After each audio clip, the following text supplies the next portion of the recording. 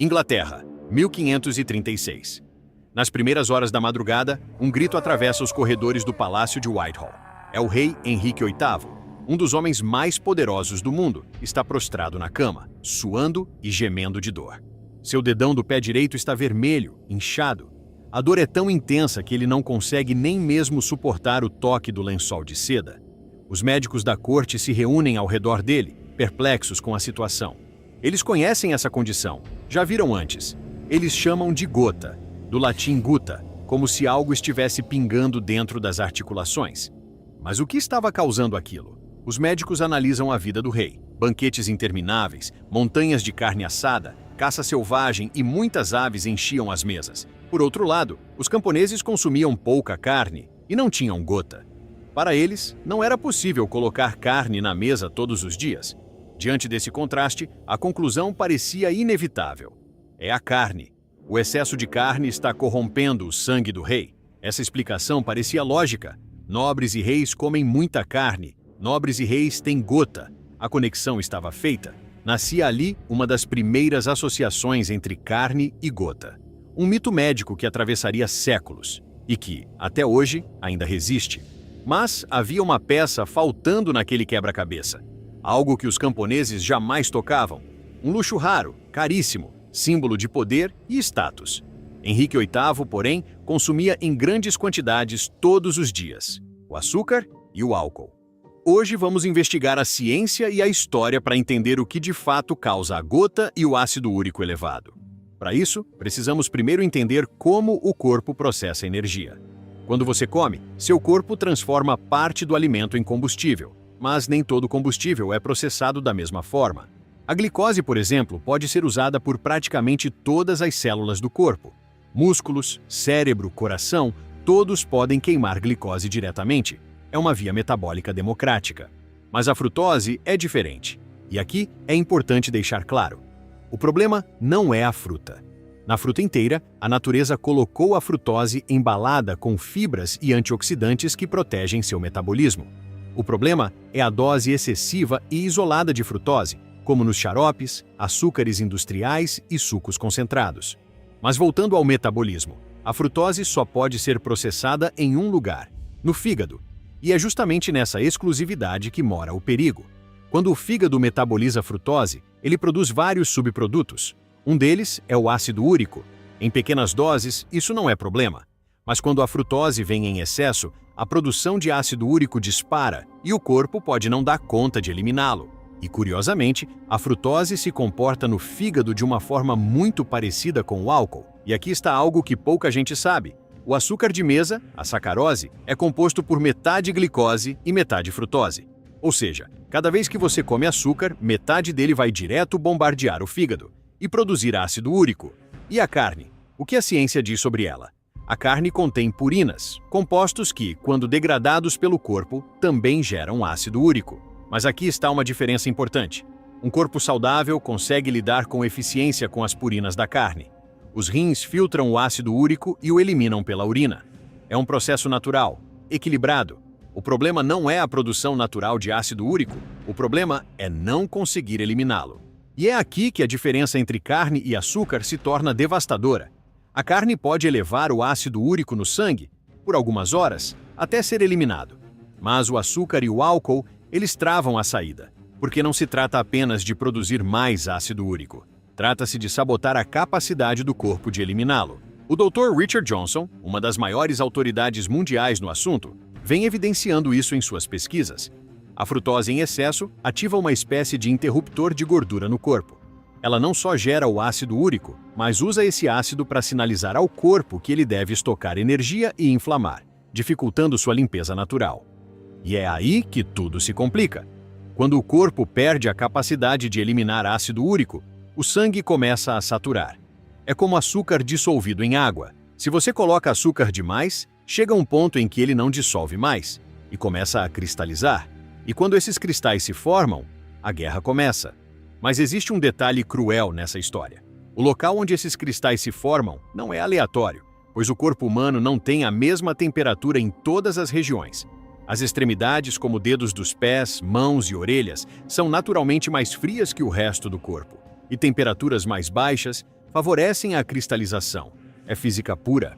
O ácido úrico, incapaz de permanecer dissolvido, começa a se solidificar, e esses cristais têm uma forma muito específica. Eles são como agulhas, lâminas microscópicas, pontiagudas como verdadeiros estilhaços de vidro. Esses cristais se depositam nas articulações, especialmente no dedão do pé, que é a extremidade mais fria e mais distante do coração.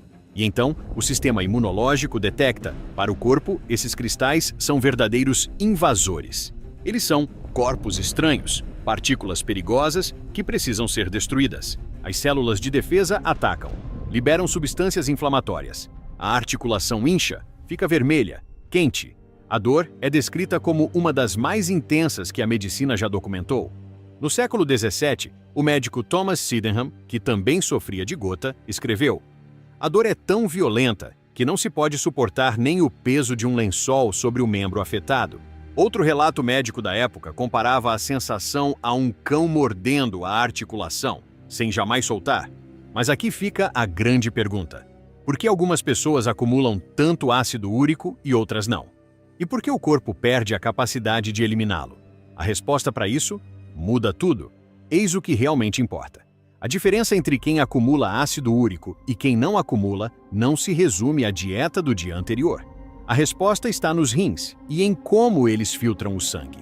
Vamos ser diretos. Sim, a carne e os frutos do mar contêm purinas. E sim, num primeiro momento, eles aumentam o ácido úrico. Mas num corpo saudável, isso é irrelevante.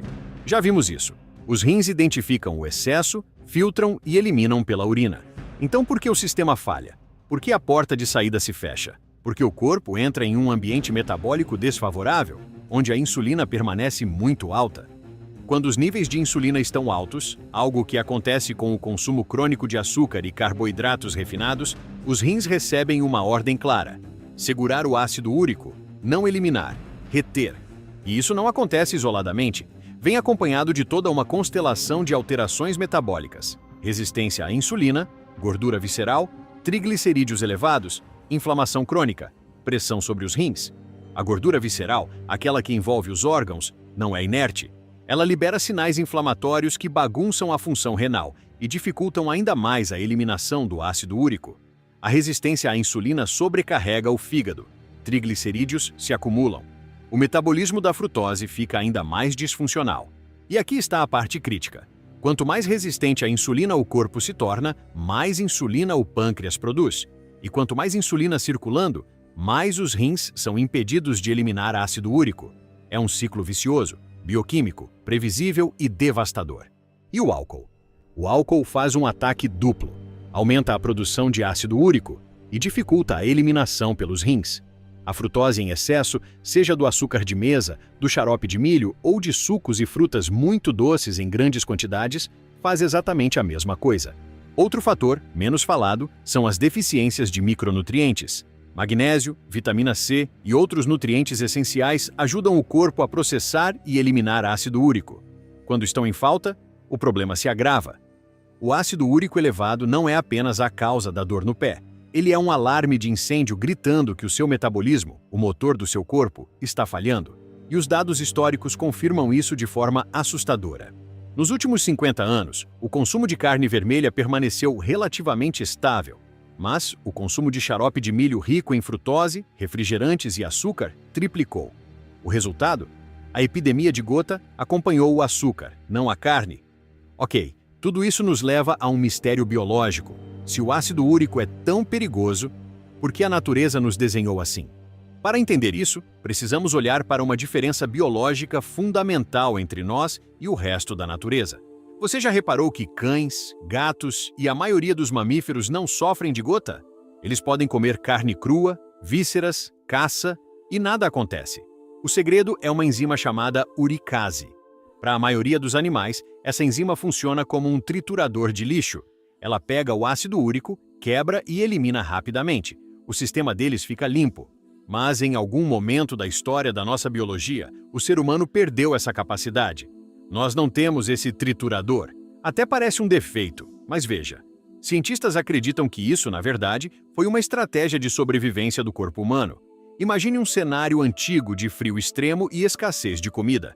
Nesse ambiente hostil, O aumento do ácido úrico no sangue trazia duas vantagens importantes. Ele ajuda a manter a pressão arterial em situações de crise.